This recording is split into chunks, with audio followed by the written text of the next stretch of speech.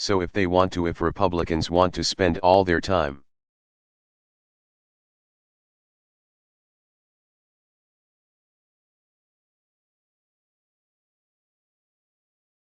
talking about repealing a law that's working, that's their business.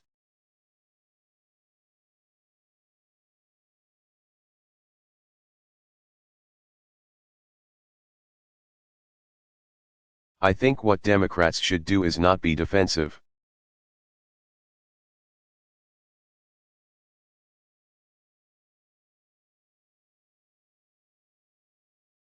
But we need to move on and focus on other things that are really important to the American people right now.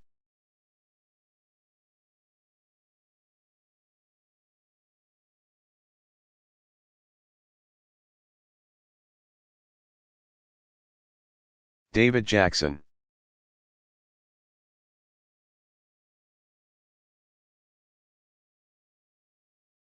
Question: Yes, sir.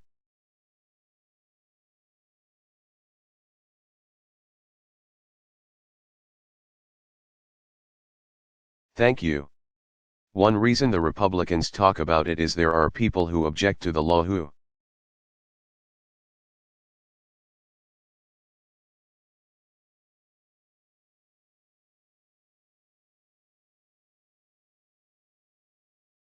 said they've had problems with the law, and there are a significant number of opponents of the law.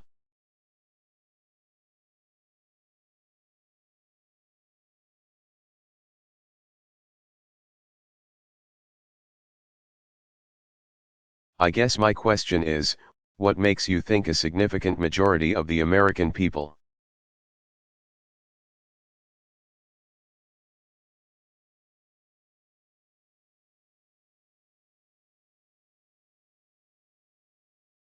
of voters will accept this law?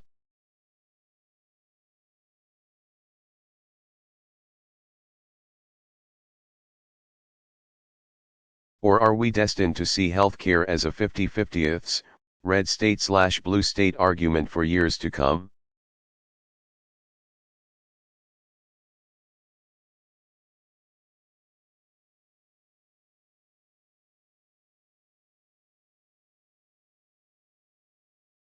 President Obama, I think you're mixing up two things here, David.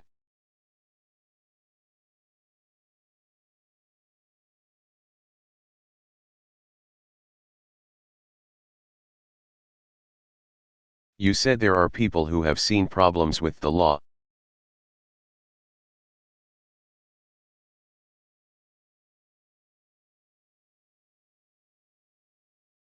That's not 50% of the American people.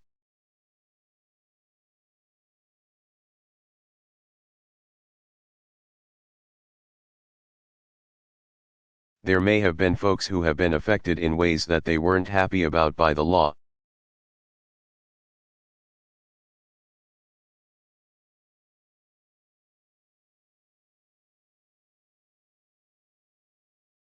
That is a far smaller number than the millions of people who've been signed up.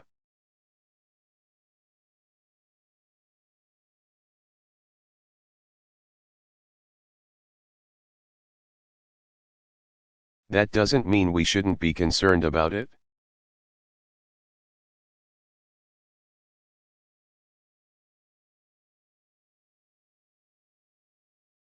That's an area where, as I said to Tamara, we should be open to other ways that we can make it even better.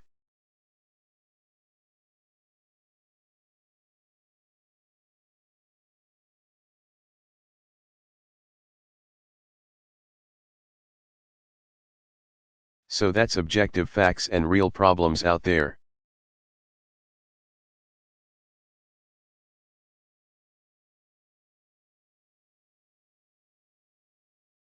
The other side of it is just polling, right?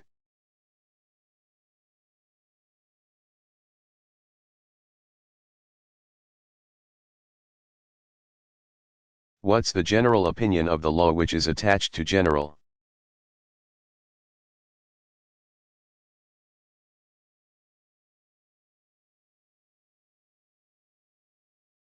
Opinions about me or about Democrats and partisanship in the country generally.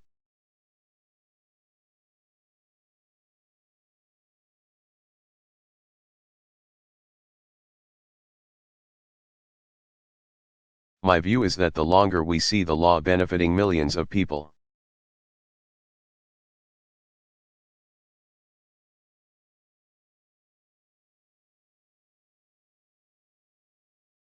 the more we see accusations that the law is hurting millions of people being completely debunked, as some of you in the press have done.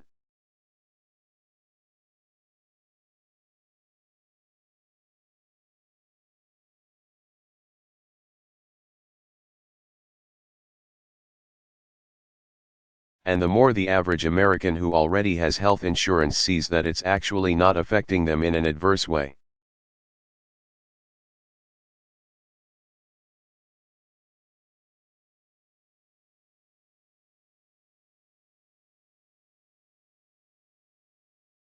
Then it becomes less of a political football, which is where I want it to be.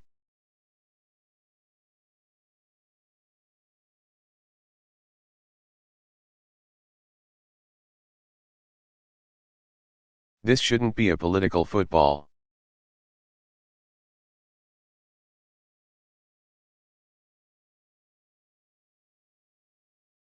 This should be something that we take for granted.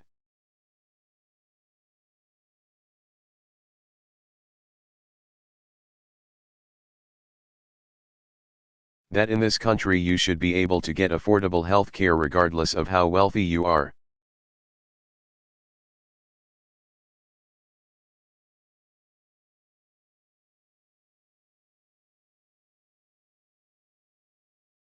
Now, the larger issue about whether we can move past the polarization and sort of the bitter political debates between Democrats and Republicans.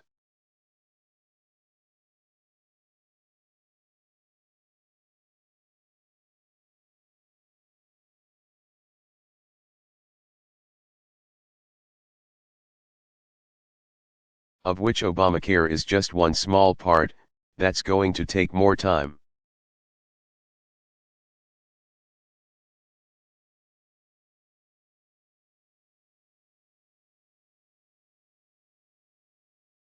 But it's not for lack of trying on my part.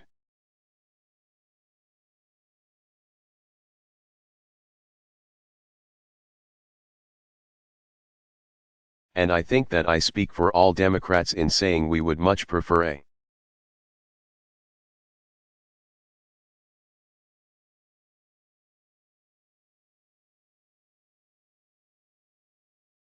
constructive conversation with the Republicans about how do we get some stuff done.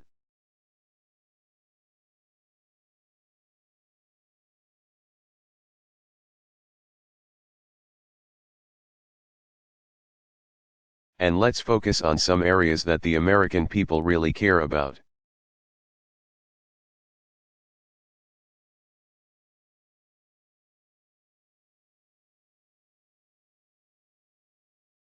On jobs, we know that infrastructure would put people back to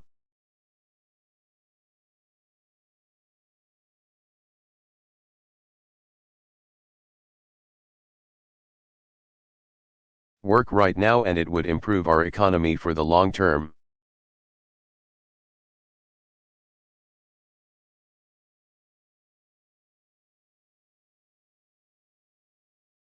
It didn't used to be a partisan issue.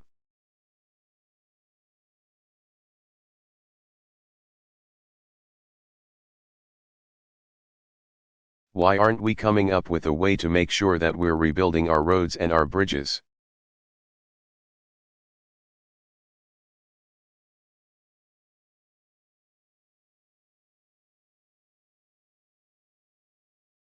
And improving our air traffic control system?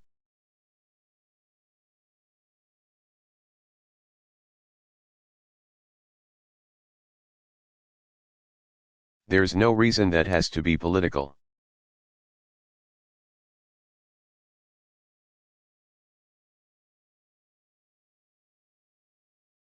There really isn't any ideological disagreement on that.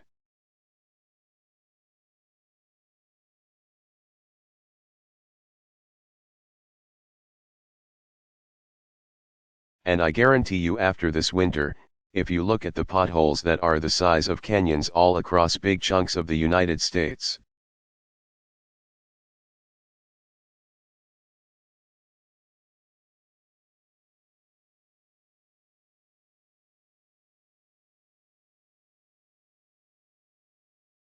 that people would like to see an infrastructure bill. Let's get it done.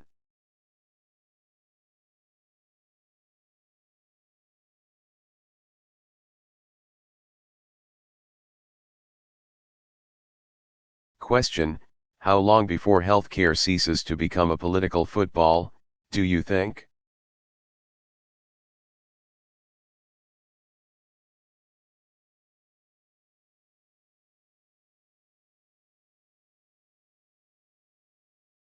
Are we talking years? Months?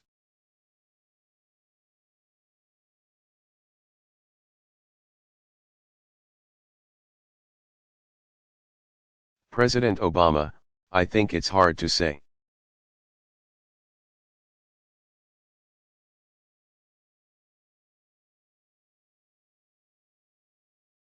It's interesting.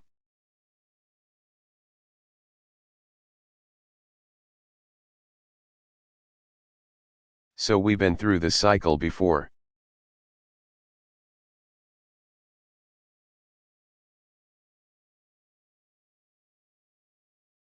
It happens each and every time we make some strides in terms of strengthening our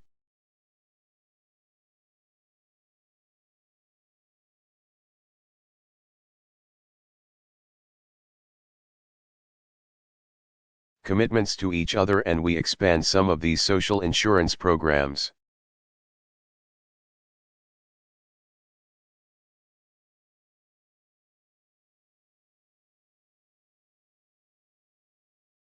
There's a lot of fear-mongering and a lot of political argument and debate.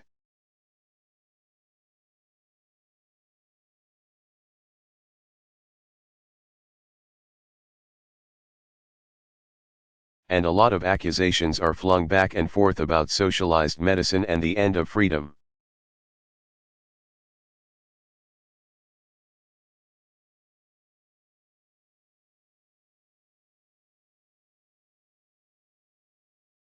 And then it turns out that, you know what, it's working for a lot of folks.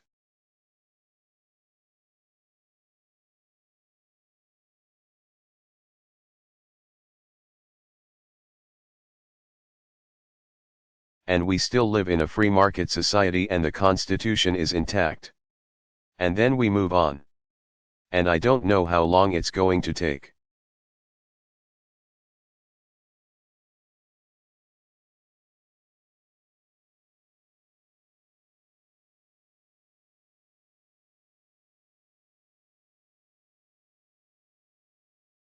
But in the meantime, how about us focusing on some things that the American people really care about?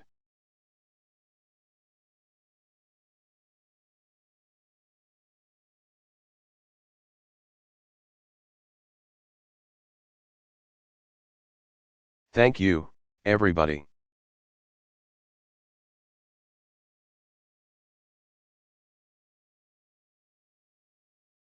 Barack Obama.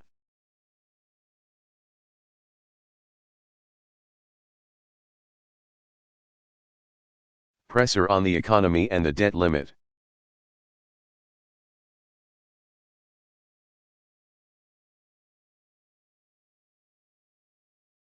Delivered June 29, 2011, East Room of the White House, Washington, D.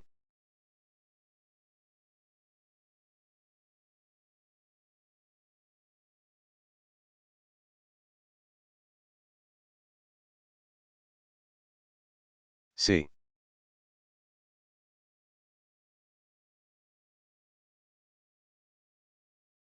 I just want to say a few words about the economy before I take your questions.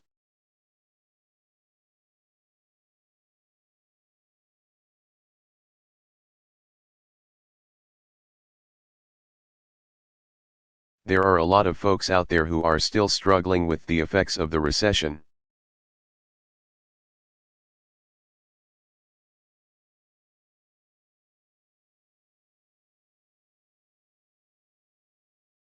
Many people are still looking for work or looking for a job that pays more.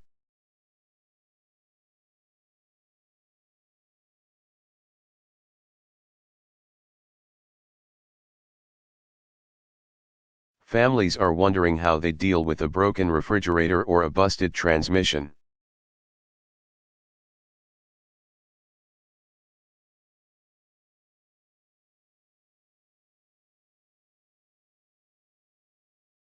Or how they're going to finance their kids' college education, and they're also worrying about the possibility of layoffs.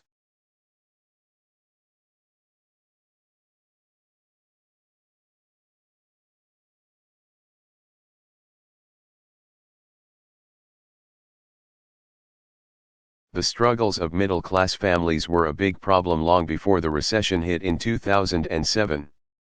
They weren't created overnight.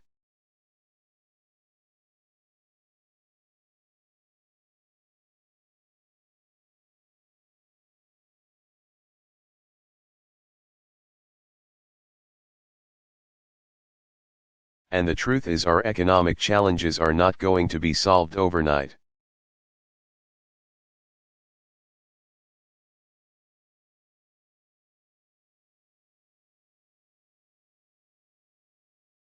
But there are more steps that we can take right now that would help businesses create jobs here in America.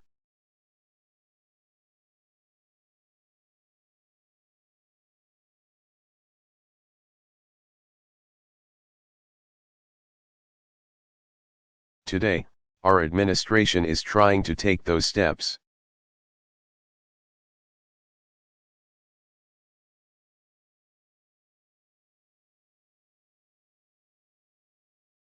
So we're reviewing government regulations so that we can fix any rules in place that are an unnecessary burden on businesses.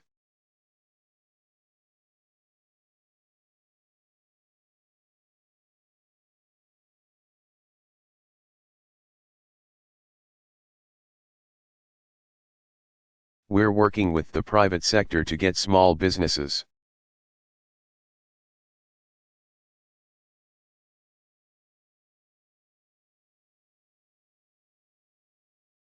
And start UPS the financing they need to grow and expand.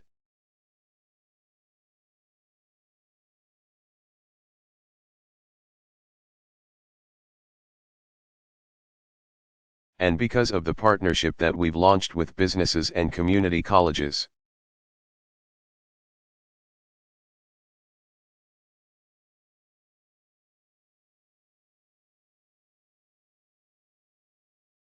$500,000 workers will be able to receive the right skills and training for manufacturing.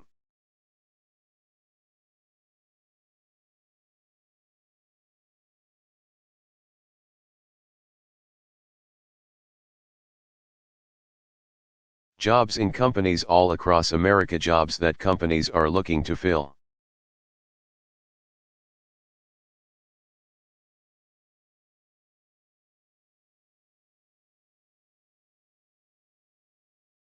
In addition to the steps that my administration can take on our own.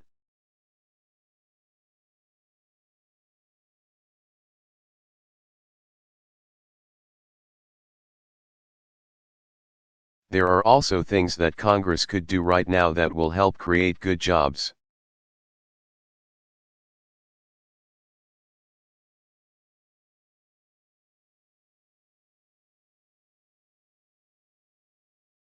Right now, Congress can send me a bill that would make it easier for entrepreneurs.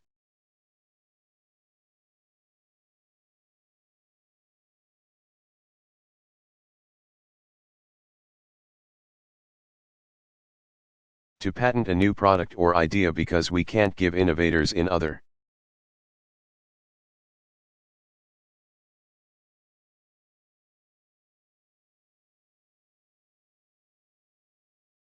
Countries a big leg up when it comes to opening new businesses and creating new jobs.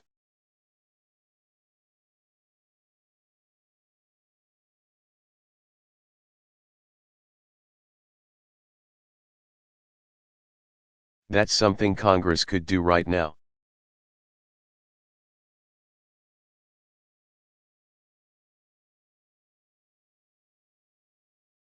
Right now, Congress could send me a bill that puts construction workers back on the job rebuilding.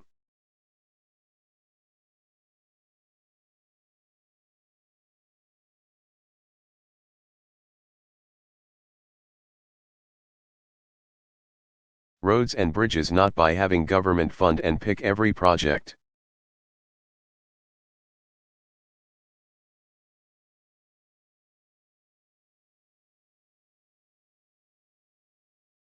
But by providing loans to private companies and states and local governments on the basis of merit and not politics.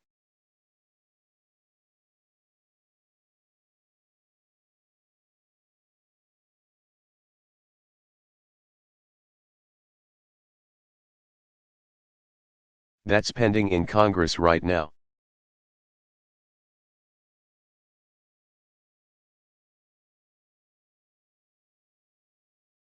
Right now, Congress can advance a set of trade agreements that would allow American businesses to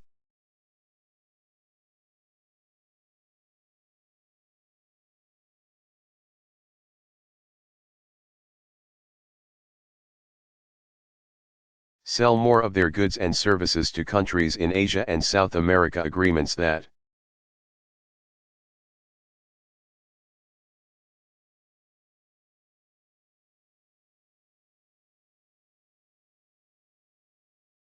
would support tens of thousands of American jobs while helping those adversely affected by trade.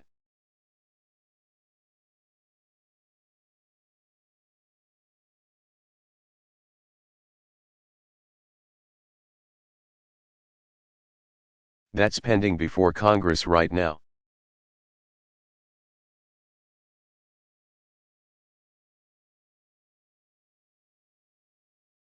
And right now, we could give middle-class families the security of knowing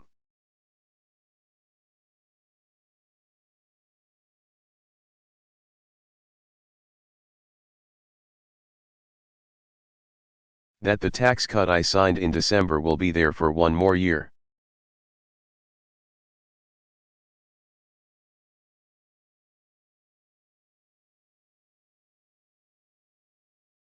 So there are a number of steps that my administration is taking.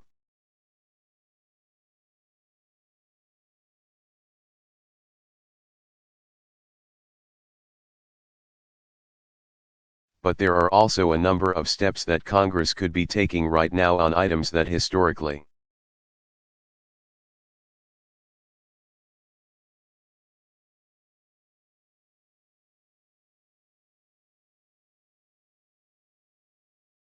have had bipartisan support and that would help put more Americans back to work.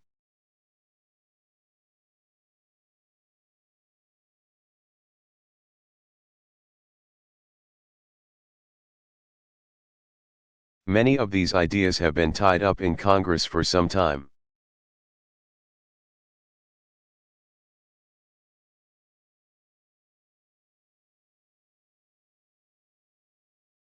But, as I said, all of them enjoy bipartisan support, and all of them would help grow the economy.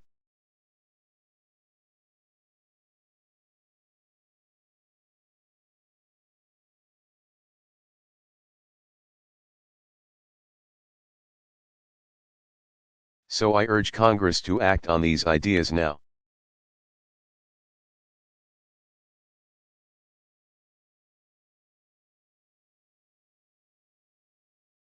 Of course, one of the most important and urgent things we can do for the economy is something.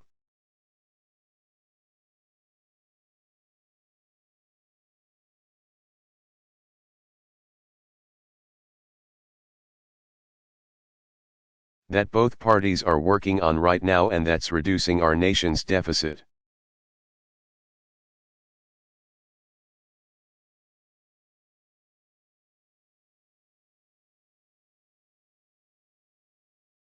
Over the last few weeks, the Vice President has been leading negotiations with Democrats and Republicans on this issue.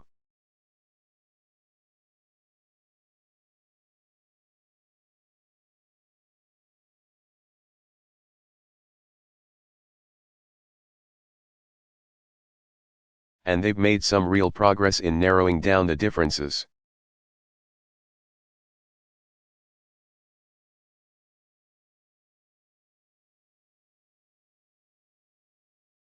As of last week, both parties had identified more than $1 trillion worth of spending cuts already.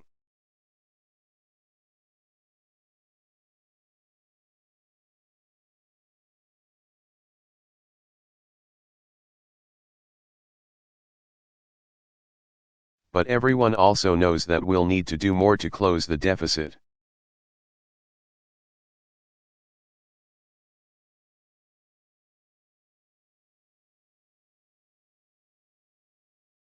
We can't get to the $4 trillion in savings that we need by just cutting the 12% of the budget.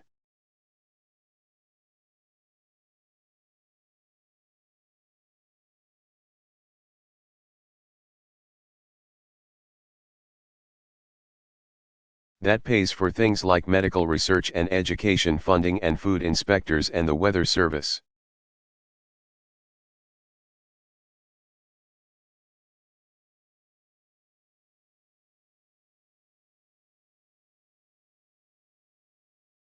And we can't just do it by making seniors pay more for Medicare.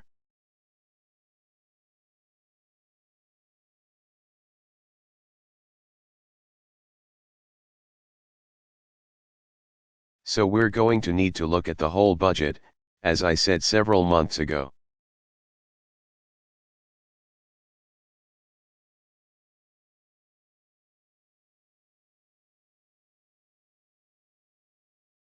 And we've got to eliminate waste wherever we find it and make some tough decisions about worthy priorities.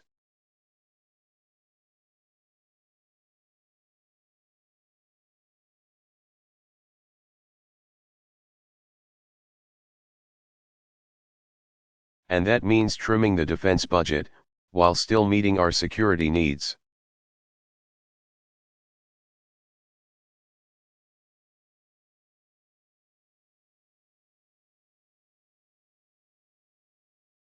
It means we'll have to tackle entitlements, as long as we keep faith with seniors and children.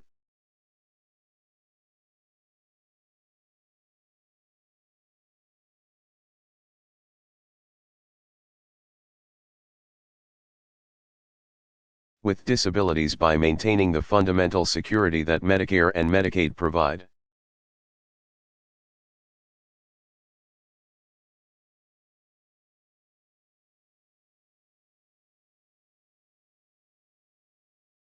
And, yes, we're going to have to tackle spending in the tax code.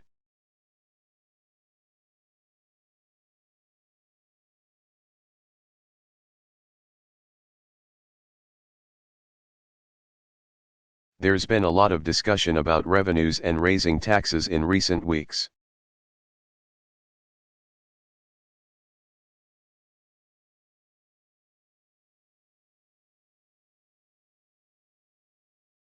So I want to be clear about what we're proposing here.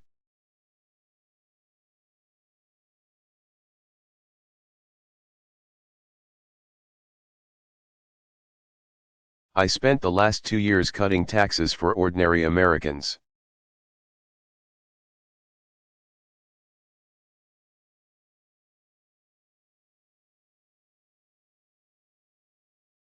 And I want to extend those middle-class tax cuts.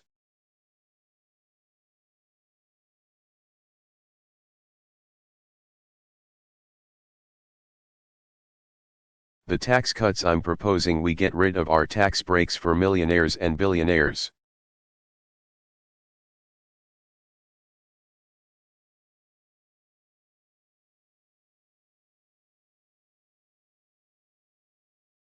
Tax breaks for oil companies and hedge fund managers and corporate jet owners.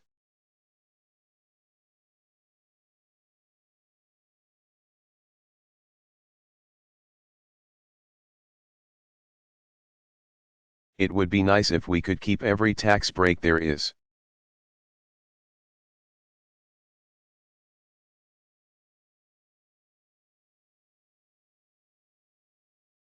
But we've got to make some tough choices here if we want to reduce our deficit.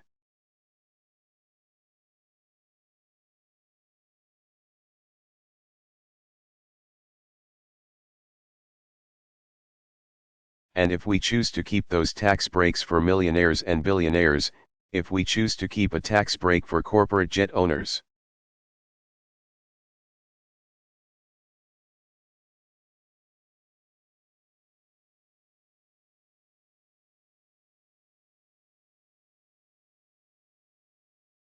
If we choose to keep tax breaks for oil and gas companies that are making hundreds of billions of dollars.